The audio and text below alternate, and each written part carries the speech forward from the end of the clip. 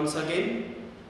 In last class, as we always do, we first recall about last class and then we move on to our current topic, right? So if you recall, in last class, what we discussed? We discussed two important things, or we described two important topics. First was general structure of a prokaryotic cell. What I said?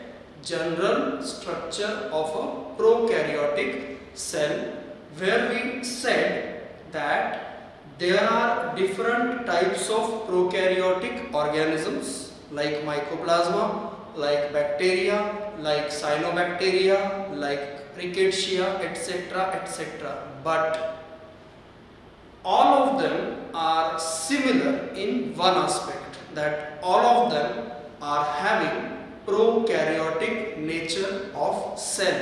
And what do you mean by prokaryotic cell?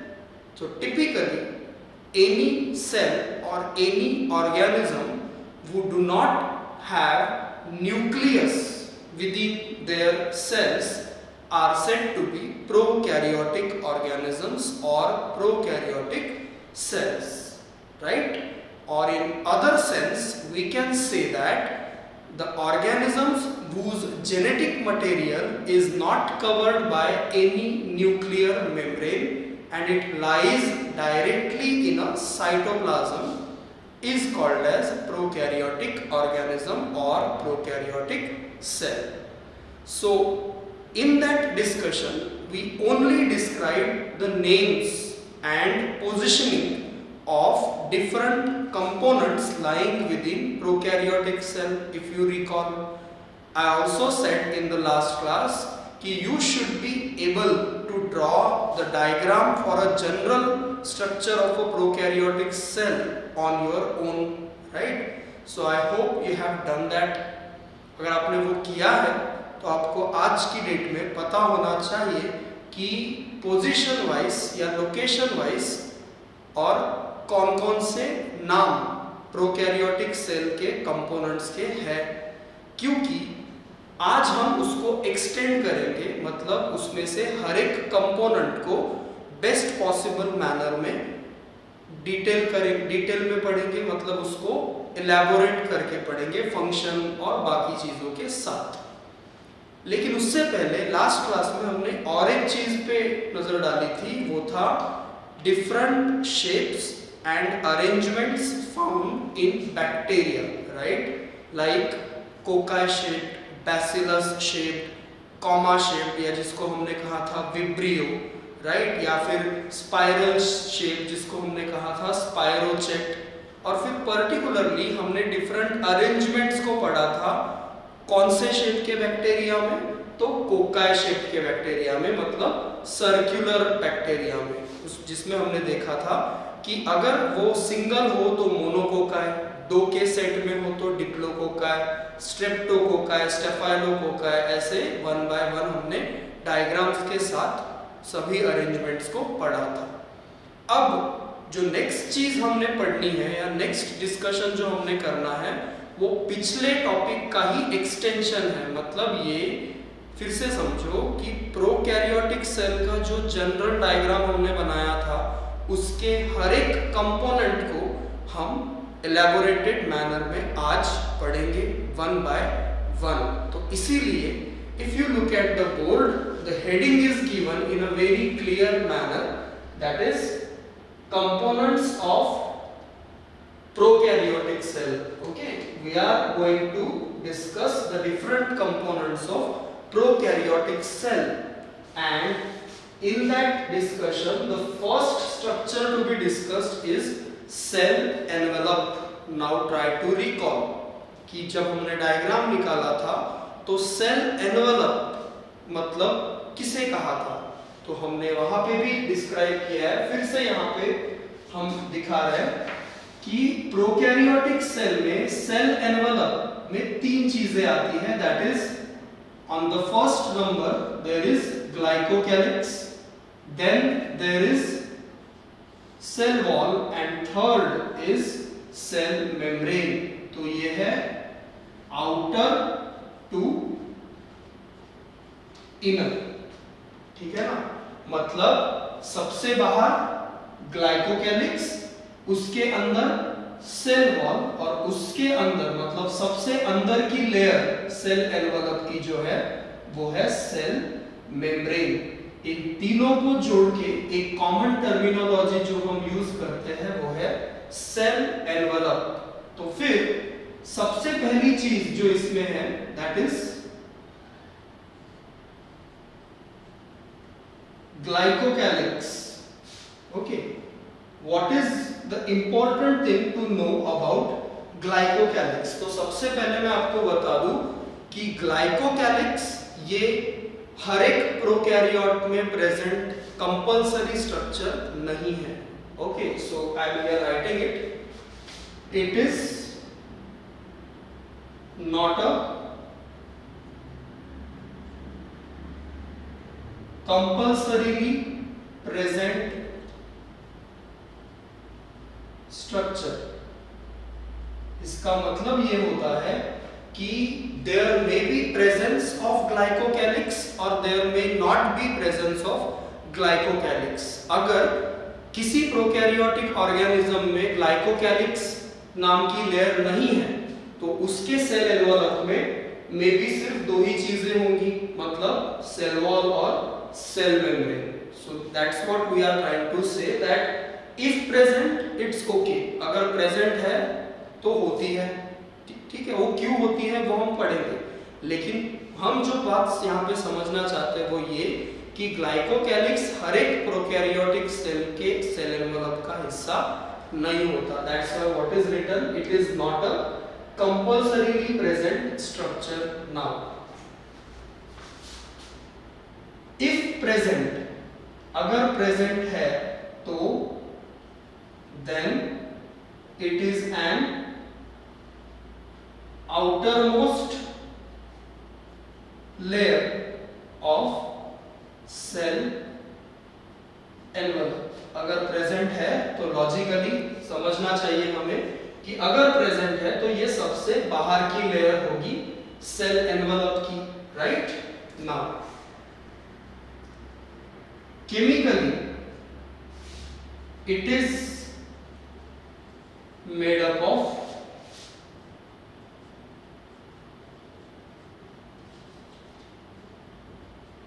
lipids मतलब fats and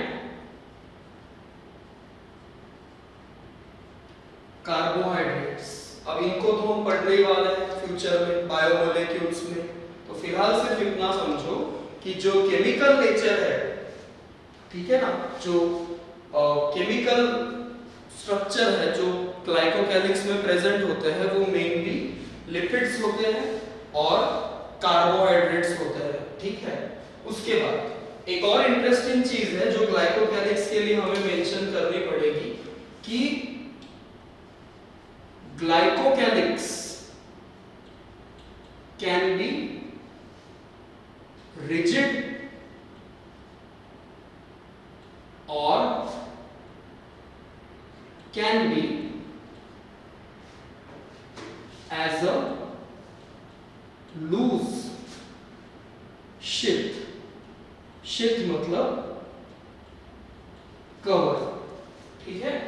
जो glycocalyx है वो दो forms में या दो तरह से प्रेजेंट हो सकती है। एक तो रिजिड, रिजिड मतलब टफ लेयर जो नॉन फ्लेक्सिबल है, टफ है तो नॉन फ्लेक्सिबल, रिजिड मतलब जो फ्लेक्सिबल नहीं होती उसे रिजिड कहते हैं। या फिर फ्लेक्सिबल मतलब लूज कवर के फॉर्म में हो सकती है। तो फिर ऐसा इसलिए मेंशन करना जरूरी है कि जब ये जो आउटर मोस्ट लेयर है ग्लाइकोकैलिक्स वो रिजिड फॉर्म में प्रेजेंट होती है या टफ लेयर के रूप में प्रेजेंट होती है, तो इस ग्लाइकोकैलिक्स को हम क्या कहते हैं? हम इसे कहते हैं capsule. Is it okay? When the glycocalyx that is present as an outermost protective layer in some prokaryote is rigid in nature, it is tough, non-flexible in nature, it is termed as capsule। and when it is present as a loose flexible sheath, okay, then it is called as slime layer. Give an emphasis on these terms. Okay, एक तरफ हमने लिखा है capsule और दूसरी तरफ हमने लिखा है स्लाइम लेयर, ठीक है ना। तो फिर कैप्सूल और स्लाइम लेयर ये दोनों ही किसके प्रकार है? Both are types of glycocalyx. Is it okay? But why we are using different terms, or why sometimes glycocalyx is called capsule and why sometimes it is called slime layer? It is on the basis of its nature. If it is tough or rigid or non-flexible in nature, it is called capsule, and if it is present as a loose flexible sheath, it is called slime layer. Function का जहां तक सवाल है तो इसमें कोई दो राय नहीं. As it is a covering present over the cell, it is mainly protective in function, मतलब सेल को प्रोटेक्ट करने का काम करती है अलग अलग थ्रेट्स से, right. So this is what the discussion we need about first sub layer of a cell envelope, that is glycocalyx. Have a quick recap of all the facts we have seen. It is not a compulsory structure. That means it may be present, may not be present. If present, then it is outermost layer, means सबसे बाहर की तरफ यही layer होगी glycocalyx. Chemically इसमें primarily lipids और carbohydrates पाए जाते हैं, right?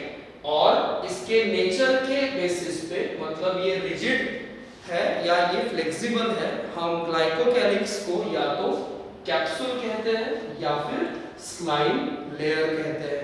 Is it okay? और इसका ओवरऑल फंक्शन है सेल को प्रोटेक्ट करना. अब सिर्फ इसका ही नहीं, सेल एनवेलप मतलब सेल ग्लाइकोकैलिक्स, सेल वॉल और सेल मेम्ब्रेन, इन तीनों का ही ओवरऑल फंक्शन, जो प्राइमरी फंक्शन है, वो प्रोटेक्शन ऑफ द सेल है, राइट. तो ये था जो डिस्कशन हमने करना था about glycocalyx, the first or say outermost layer of a cell envelope. Then comes the second layer. No doubt, as per sequence, the second layer to be discussed or mentioned is cell wall. Okay, B, or say second, cell wall. Okay, क्या हमारी sales में cell wall है? क्या humans की cell में cell wall है? जवाब है नहीं, क्योंकि हम मतलब ह्यूमंस एक तरह के एनिमल्स हैं, राइट. और एनिमल्स की सेल में सेल वॉल नहीं होती. ये बेसिक जानकारी तो हमको होनी ही चाहिए, राइट. लेकिन क्या प्रोकैरियोटिक सेल्स में सेल वॉल होती है? जवाब है फिर से वही, हो भी सकती है और नहीं भी हो सकती. लेकिन ज्यादातर प्रोकैरियोटिक सेल के टाइप्स में सेल वॉल होती है, ठीक. जैसे कि हम पहले भी कह चुके हैं, सबसे कॉमन प्रोकैरियोट जो हमको पता है या जिसको हमने पढ़ा है सबसे ज्यादा, वो है bacteria. Is it okay? But बाकी भी प्रोकैरियोट्स की अगर हम बात करें, जैसे साइनोबैक्टीरिया हो गया, आर्कीबैक्टीरिया हो गया, इन सभी में cell wall as a part of cell envelope होती है. लेकिन कुछ एक ऐसे प्रोकैरियोट्स है जिनमें सेल वॉल नहीं होती. सबसे इंपॉर्टेंट एग्जांपल माइकोप्लाज्मा. याद करो, माइकोप्लाज्मा को भी हमने एग्जांपल्स में लिखा था ऑफ अ प्रोकैरियोटिक ऑर्गेनिजम्स. तो भाई माइकोप्लाज्मा एक ऐसा प्रोकैरियोटिक ऑर्गेनिज्म है जिनके सेल एनवेलप में सेल वॉल नहीं होती. तो सेल वॉल नहीं होती तो ग्लाइकोकैलिक्स होने का सवाल ही नहीं आता, ठीक है ना. तो फिर यहां पे भी हमको सबसे पहले क्या लिखना पड़ेगा, यही एस्पेक्ट कि most of the prokaryotic organisms have cell wall but some like mycoplasma don't. ठीक है ना? Most of the prokaryotic organisms contain cell wall in their cell but some like mycoplasma don't. mycoplasma type के prokaryotes में cell wall नहीं होती। तो फिर से ओवरऑल हमको एक बात बोलनी पड़ेगी कि cell wall is also not a compulsory structure present in all prokaryotic cells, क्योंकि अगर एक भी एक्सेप्शन है तो हम कंपल्सरी स्ट्रक्चर नहीं कह सकते, राइट ना। अगर है तो कैसे बनी हुई है, क्योंकि हमने जब ग्लाइकोकैलिक्स के लिए बोला था तो फिर ग्लाइकोकैलिक्स में केमिकल नेचर लिखा था, वही chemically it is made up of lipids and carbohydrates. तो फिर यहाँ पे भी हमको बोलना पड़ेगा, और ये काफी इंपॉर्टेंट चीज है कि primary component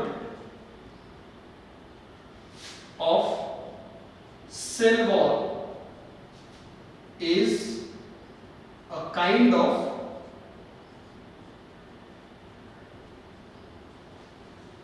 carbohydrate that is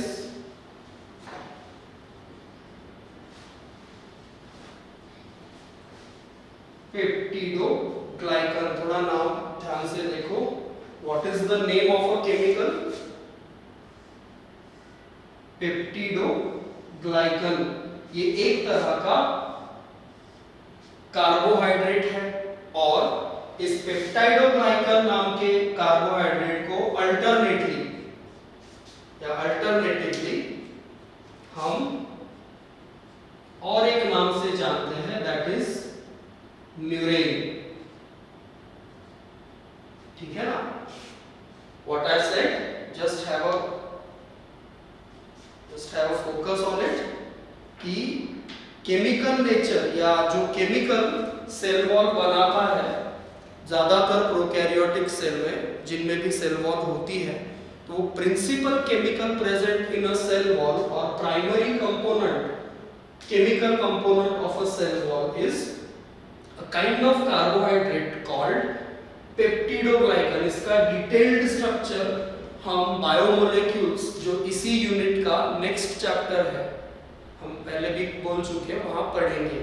फिलहाल सिर्फ नाम पे फोकस रखो कि बैक्टीरियल सेल वॉल या प्रोकैरियोटिक सेल वॉल का प्रिंसिपल कंपोनेंट है पेप्टिडोग्लाइकन, जो कि एक तरह का कार्बोहाइड्रेट है, और इसी पेप्टिडोग्लाइकन को हम म्यूरेन भी कहते हैं, MUREIN।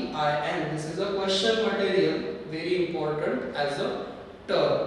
ठीक, तो कहानी ये है, थोड़ा सा यहाँ पे डिस्कशन हमको इसी बात पे एक्सटेंड करना होगा कि कुछ बैक्टीरियल सेल्स ऐसी हैं, मतलब कुछ टाइप्स ऑफ बैक्टीरिया ऐसे हैं जिनमें ये पेप्टिडोग्लाइकन की layer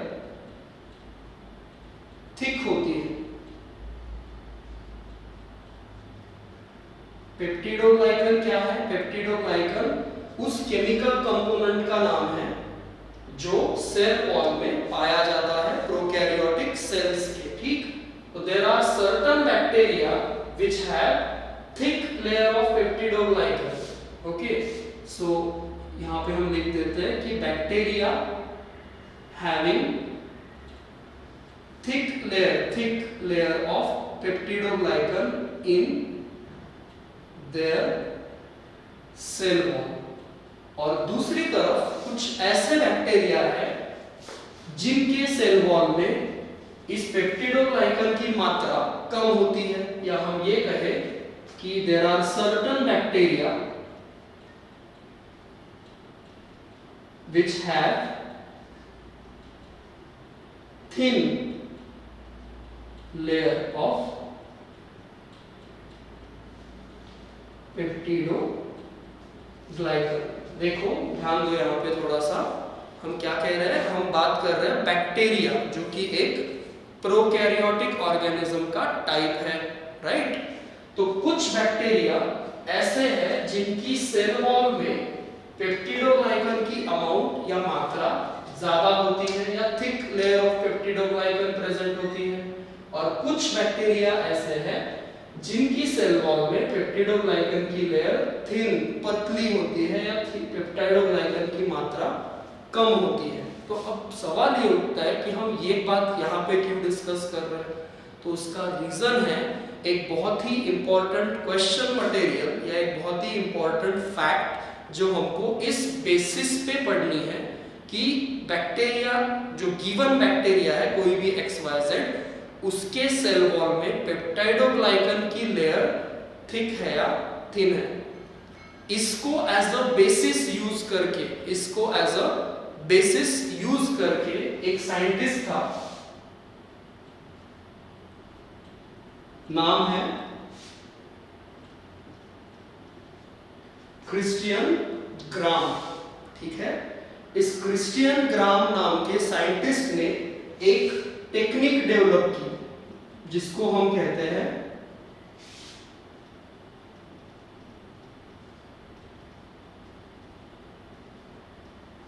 gram staining technique. Okay, staining समझते हो? नहीं समझते तो थोड़ा सा एक बैकग्राउंड यहाँ पे मैं बता देता हूँ कि स्टेनिंग का मतलब होता है किसी ऐसी चीज को कलर इम्पार्ट करना, कलर लगाना जो माइक्रोस्कोप में बिना कलर लगाए नहीं दिख पा रहे, ठीक है। जैसे कोई ट्रांसपेरेंट चीज या कोई ट्रांसपेरेंट सेल अगर है और उसे हमने अगर माइक्रोस्कोप में देखा तो वो दिखेगी क्या? लॉजिक लगाओ, नहीं दिखेगी। जैसे मैं अगर ट्रांसपेरेंट हूँ तो मैं इस कैमरा में दिखूंगा क्या? नहीं दिखूंगा। आर पार मेरे बोर्ड दिखेगा, ट्रांसपेरेंट है ना, तो लाइट पास होगी, राइट। तो लाइट इमेज कब प्रोड्यूस करेगी? जब वो रुकेगी, कॉन्ट्रास्ट क्रिएट होगा, राइट। कॉन्ट्रास्ट मतलब जैसे इस व्हाइट बोर्ड पे मैं व्हाइट मार्कर से अगर लिखूं, if I right with a white coloured marker on this white board, or if I write with a black colored marker on the blackboard, what will happen? Will you be able to see that?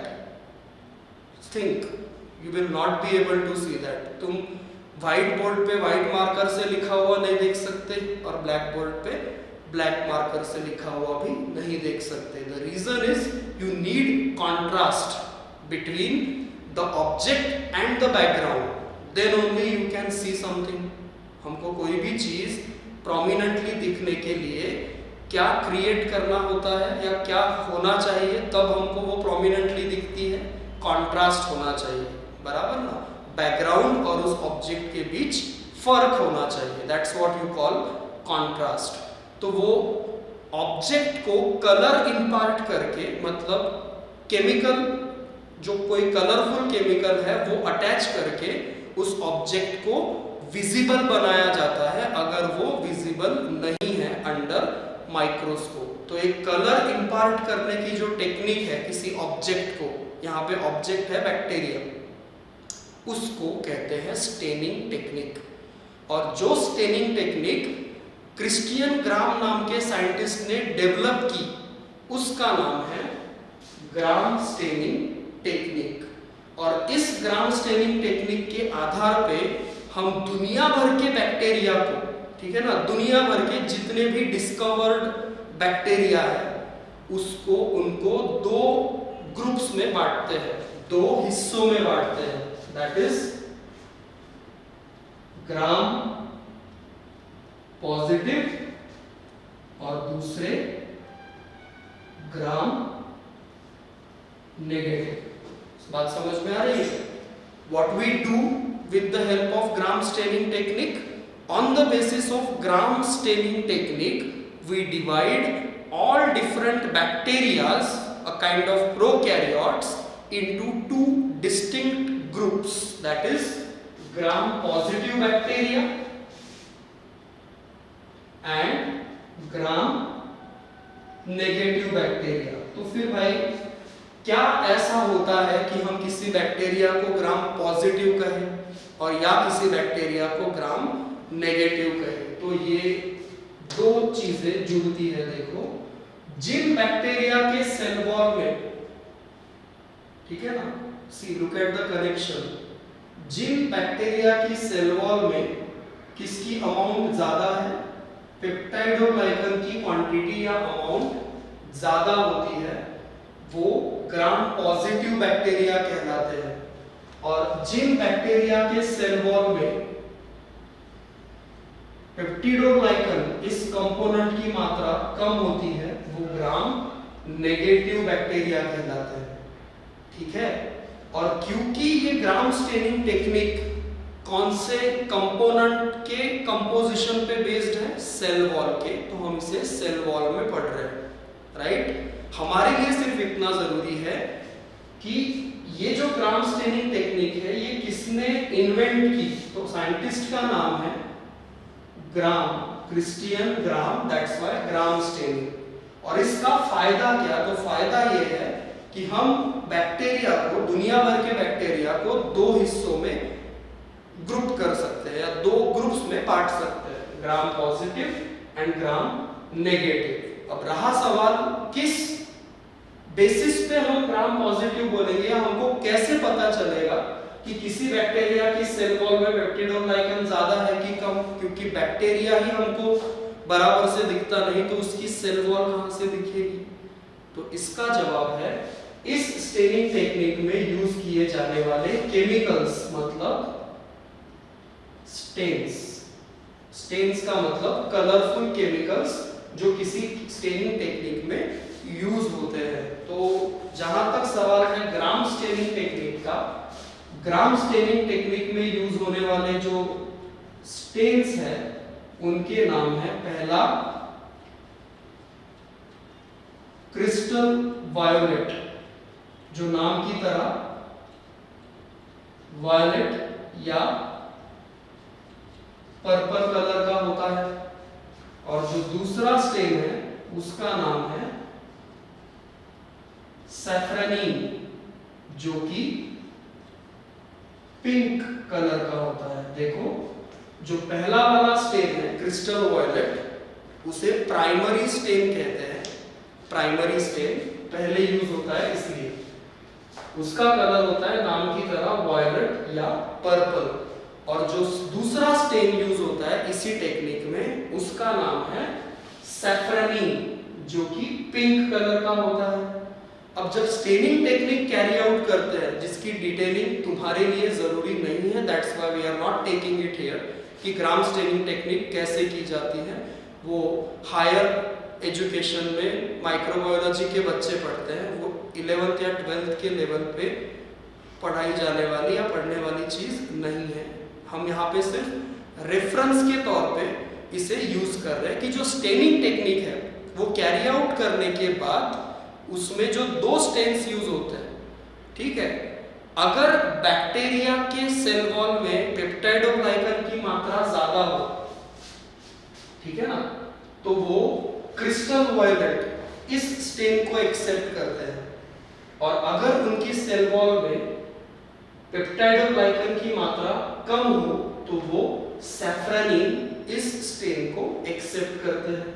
तो होगा क्या, जिन bacteria की cell wall में peptidoglycan की amount ज्यादा है वो violet colour के दिखाई देंगे माइक्रोस्कोप में, और जिन बैक्टीरिया की सेल वॉल में पेप्टाइडोग्लाइकन की मात्रा कम है, थिन लेयर है, वो पिंक कलर के दिखाई देंगे।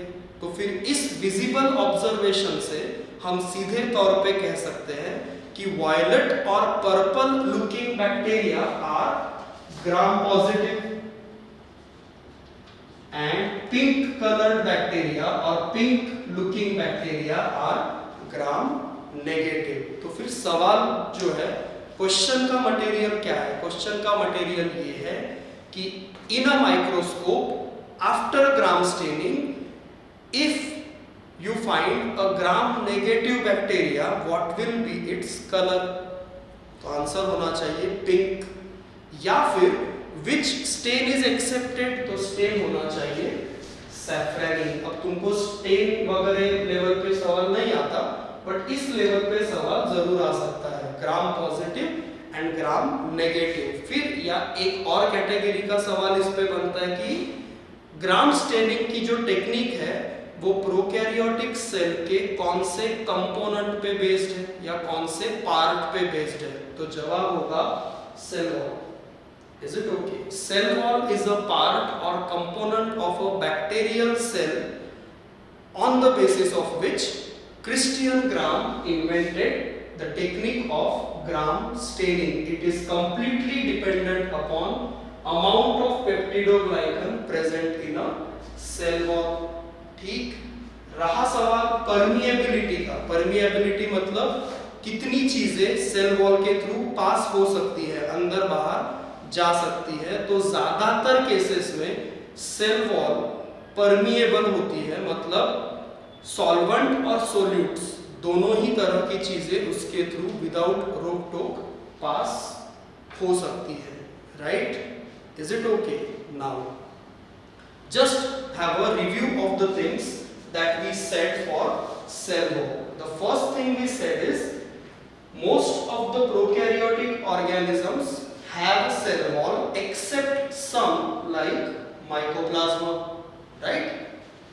The next thing we said is if the cell wall is present, then mostly or principal or primary component of the cell wall is a carbohydrate called peptidoglycan or also called murein.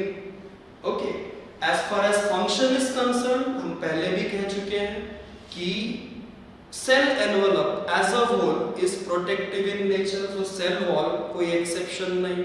cell wall अगर होगी तो वो भी primarily protection provide करने का काम करेगी, और additionally क्योंकि cell wall एक rigid structure होता है तो सेल को एक पर्टिकुलर शेप प्रोवाइड करने का काम भी सेल वॉल करती है, right?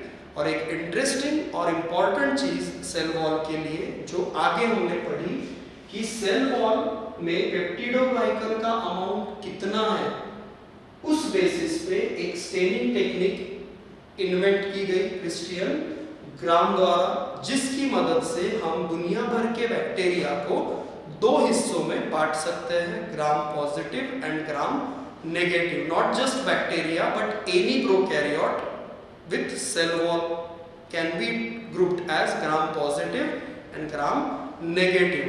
What is the basis behind this? If some bacteria or some prokaryote have little peptidoglycan in its cell wall, it will look pink. Or if it has large amount of peptidoglycan in a cell wall, it will be purple in appearance. So if purple, it's said gram positive. If pink, it's said gram negative. And these are the stains behind purple or pink color, respectively crystal violet and saffronine. Okay, so I hope you understand the cell wall, what we discussed, right? अब cell wall और किसी organism में नहीं होती ऐसी बात नहीं है, लेकिन हम यहाँ पे थोड़ा सा मेन चीज पे ध्यान नहीं हटना चाहिए कि हम प्रोकैरियोट्स की बात कर रहे हैं। तो प्रोकैरियोट्स की सेल वॉल में peptidoglycan is a primary component, और ये डिस्कशन सिर्फ और सिर्फ प्रोकैरियोटिक सेल वॉल के हिसाब से किया गया है, ठीक है? Now last component, third and the last possible component present as a part of cell envelope, as you can see, because ये अभी तक हमने नहीं बिठाया, मेन चीज जो है वो अभी तक वैसी की वैसी है, वो वैसी ही रहेगी कि तीसरा और सबसे अंदरूनी कंपोनेंट जो है सेल एनवेलप का वो है सेल मेम्ब्रेन, या जिसको हम बहुत अच्छी तरह से जानते हैं कि प्लाज्मा मेम्ब्रेन भी कहते हैं। इससे पहले भी जब हमने सेल के बारे में बेसिक चीजें पढ़ी तो सेल मेम्ब्रेन का डिस्क्रिप्शन इधर उधर आया है, ठीक? हमने इसे सेल मेम्ब्रेन को प्रोटोप्लाज्म ऑफ द सेल की बाउंड्री के तौर पे बोला था, राइट। तो सबसे पहली बात, तीसरा कंपोनेंट ना, तो हम इसको ले लेते हैं सी। ए था ग्लाइकोकैलिक्स, बी था सेल वॉल, तो सी होगा सेल मेम्ब्रेन, राइट। तो सेल मेम्ब्रेन की जहां तक बात है, सबसे पहली बात जो हमें इसके लिए लिखनी पड़नी चाहिए वो ये कि it is a compulsory present structure in any cell. I am not saying any prokaryotic cell, I am saying any cell. ये बात मैं तुमको इससे पहले भी बता चुका हूँ कि दुनिया भर में जितनी भी नॉन ऑर्गेनिजम्स हमारे हैं, उनमें से कोई भी ऐसा हमारे पास आज तक तो नहीं है जो लिविंग है और जिसके पास सेल मेम्ब्रेन नहीं है। Cell membrane is a must structure, compulsory structure होगा ही होगा। Is it okay? रहा सवाल इसके अल्टरनेट नाम का, तो it is also termed as plasma membrane. Okay, और प्लाज्मा लेमा, लेमा मतलब मेम्ब्रेन, तो प्लाज्मा लेमा मतलब basically plasma membrane. Is it okay? अब प्लाज्मा मेम्ब्रेन कहने का कारण सिर्फ इतना है कि ये प्रोटोप्लाज्म के बाउंड्री के तौर पे काम करता है, राइट। और कोई भी ऐसी प्रोकैरियोटिक या फिर इवन यूकैरियोटिक सेल भी नहीं है जिसमें सेल मेम्ब्रेन नहीं होती। It is an compulsory structure, right. Now chemically it is made up of lipids and proteins with little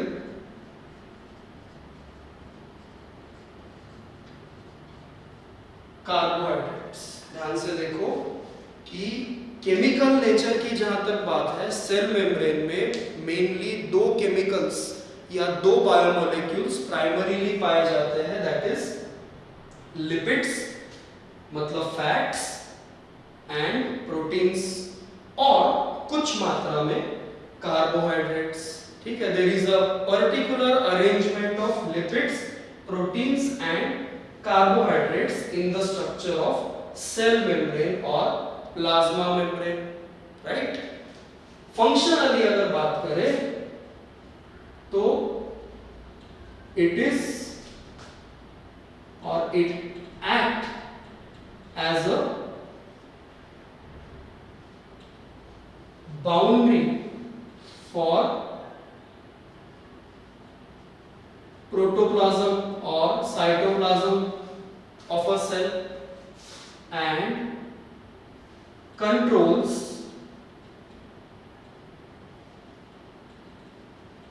movement of materials into and out of cell as it is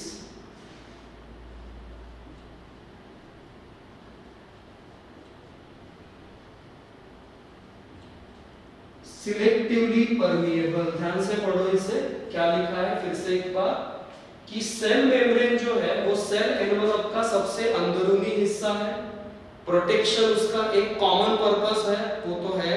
उसके अलावा ये protoplasm की boundary के तौर पे काम करता है, और क्योंकि ये सिलेक्टिवली परमिएबल है नेचर में, फंक्शनली ये क्या कंट्रोल करती है, सेल मेम्ब्रेन जो चीज है वो कंट्रोल करती है कि कौन सी चीजें सेल के अंदर आएंगी या कौन सी चीजें सेल से बाहर निकलेंगी। ये जो चीजों का आवागमन है, इसको रेगुलेट करने वाला कंपोनेंट जो है वो है प्लाज्मा मेम्ब्रेन। अब थोड़ा सा समझा दूं कि सिलेक्टिवली परमिएबल मतलब क्या।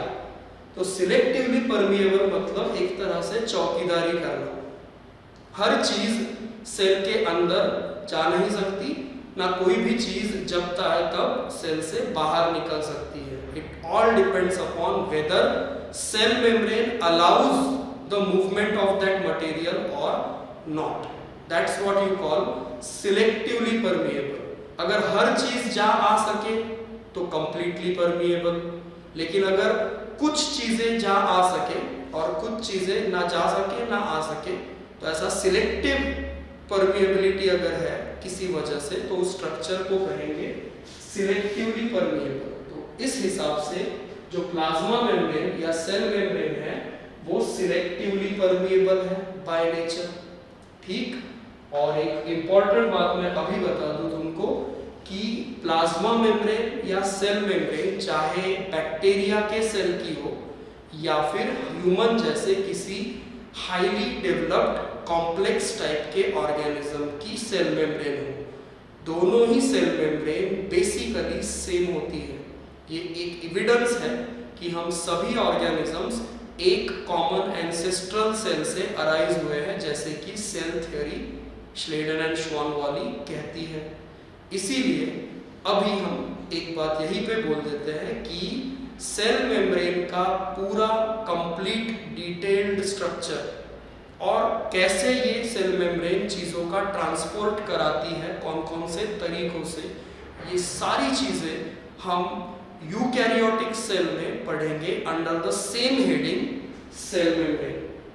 अभी हम प्रोकैरियोटिक सेल में हैं और इसीलिए थोड़ा सा कम डिस्क्रिप्शन या डिस्कशन हम यहाँ, बेसिक डिस्क्रिप्शन जो ज़रूरी है सिर्फ वही कर रहे हैं। और इस हिसाब से आप यहाँ पे कुछ बेसिक बातें देख सकते हो, जैसे कि it is a compulsory structure, it is also called plasma membrane or plasma lemma, then it is chemically made up of lipids, proteins and little amount of carbohydrates, then it is acting as a boundary for protoplasm, protective in nature, no doubt, but most importantly, as it is selectively permeable in nature, it do not allow everything to pass through it, right? So it controls the entry or exit of materials into and out of the cell.